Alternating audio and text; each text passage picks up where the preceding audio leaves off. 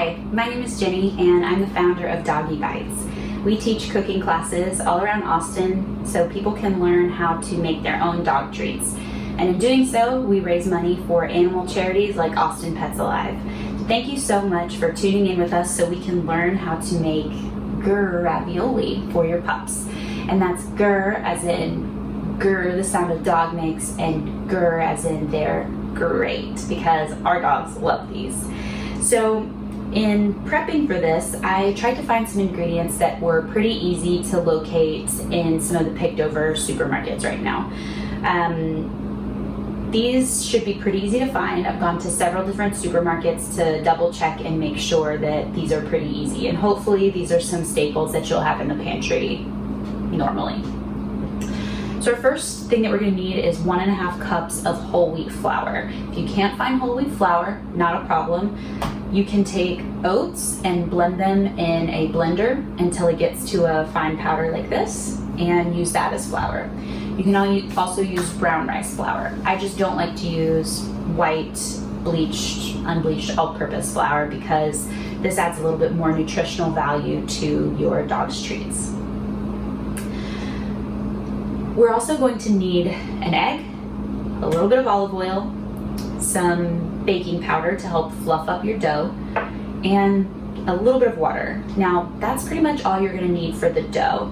Now, the filling is the exciting part. So with the filling, you can do a bunch of different things. One of the favorites I have is peanut butter. Now, when you're getting peanut butter, I look for natural, and then I also check the ingredients to make sure that there's no xylitol in there. Xylitol is a toxic sweetener for dogs, but it's often in human foods. So just keep an eye out for that.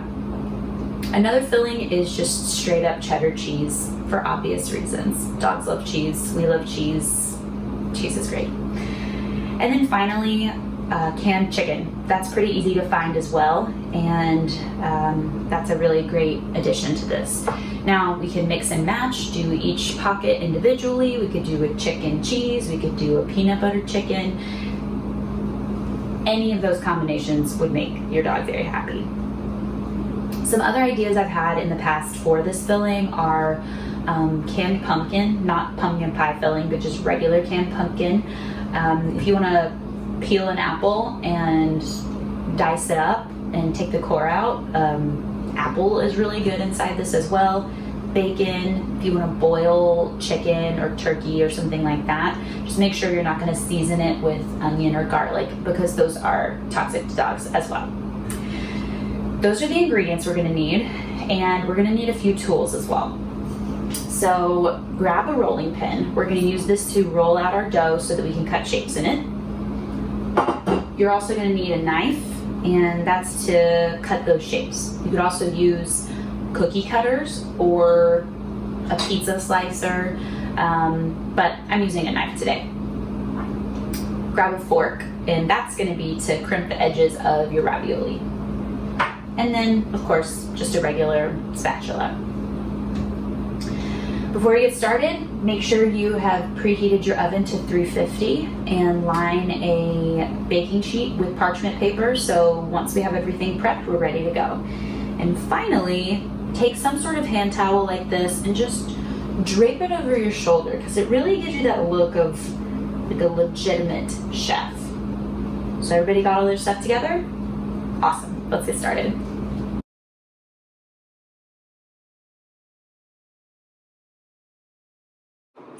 Okay, so our first step, now that you have all of your ingredients gathered, is to go ahead and just pour your flour into your mixing bowl. You're going to need a little bit of flour to dust the surface of your workspace so that when you are rolling out your dough, it doesn't stick. Alright, so our next step is toss in that baking powder.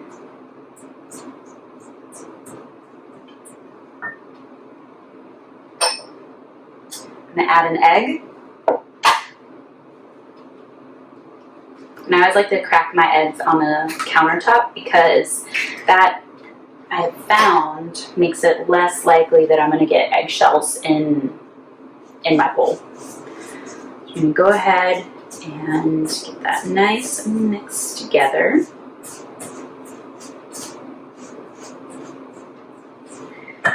And now I start to add a little bit of water. I'll do 1/4 of a cup at a time.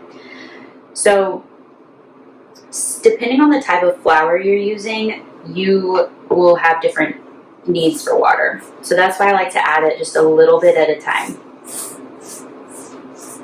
Get that in there and mix it up.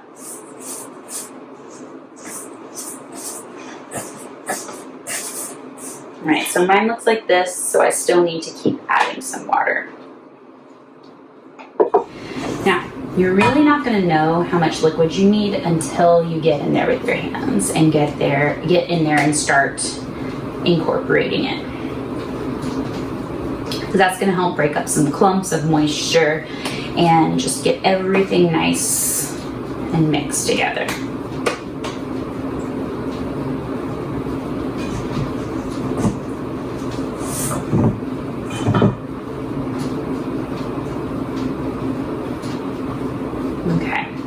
So this is a little sticky, but that's okay. Because it's gonna have a little bit more flour added to it as we roll these out. So we're done with our mixing bowl. Now we're gonna take our flour and just spread it out on the table and start to press it out. And right now we're just prepping to get our dough ready to roll it with a rolling pin. Now if you don't have a rolling pin, you can use a glass or you can just use your hands. It doesn't really matter.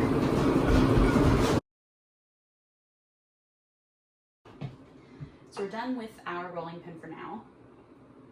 And our next step is to grab your knife, your cookie cutters, or pizza slicer, whatever you're using to make your shapes for your ravioli.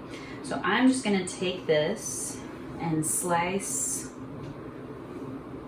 strips that are about 2 inches wide. And this is just gonna make sure that we've got enough room to put the filling inside.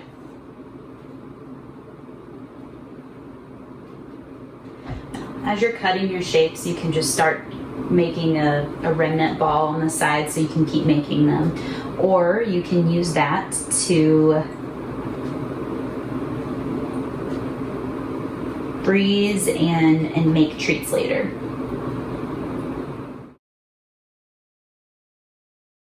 So what we're gonna do is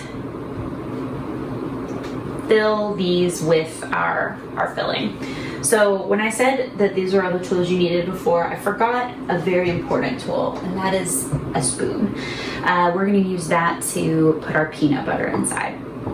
So we'll start with that one. Just make a little indentation in the center of your square or shape. And then put a little dollop inside.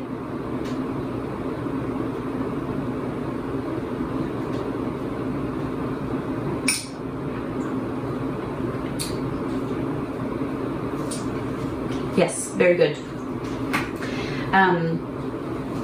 And this is where some of our olive oil is going to come into play. Let me actually pour it out for you. So our olive oil is going to be what we use to kind of bind these squares together. You don't need too much, just enough to put your finger in and run along the sides of the ravioli. Excuse me, Grrravioli. All right, so we got that all prepped, and now we're going to do the same thing to the top. So our little blanket for our peanut butter dollop is just going to go right there. So after you tap around the edges, you're going to use your fork to crimp the sides of the squares.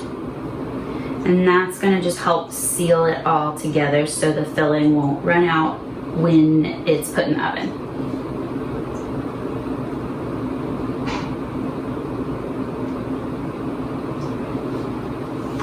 So that's our peanut butter one.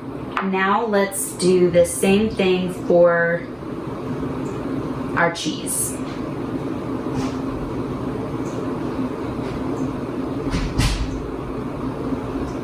Make a little depression, put a little bit of cheese inside, take a little olive oil,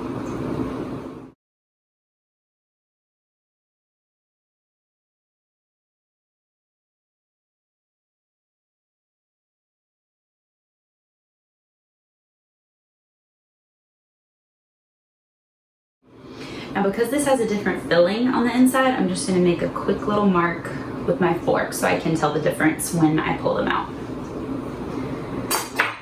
And then our last one we'll do, which of course do the rest of these, but just in the interest of time, last one we're going to do is our chicken. So you can just kind of break it apart with your hands, with your fingers, just to keep it from being too big of chunks. You want to make it have finer shreds. And use your olive oil on the side.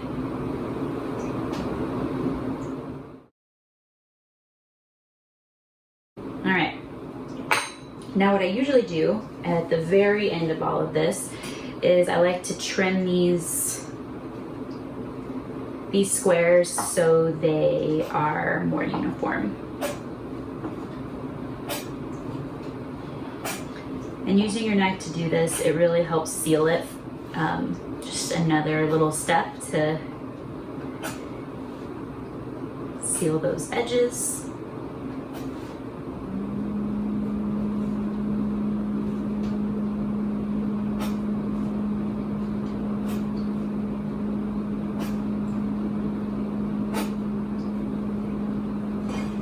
Great. So now that you've got your treats all made, again, you can freeze this dough and use it later if you want to just make treats out of, just this. That's perfectly fine too.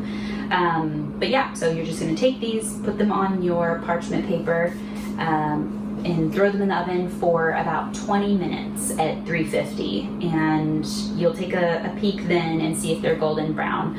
A good indicator is the cheese will be kind of melty, but the good news is all this stuff is already pre-cooked, so there's nothing that needs to reach a certain temperature. The only thing that we have to cook here are the eggs, and 350 at 20 to 25 minutes should be good for that. So I've already started a batch just so we can speed up the process and you can see what they look like when they're finished.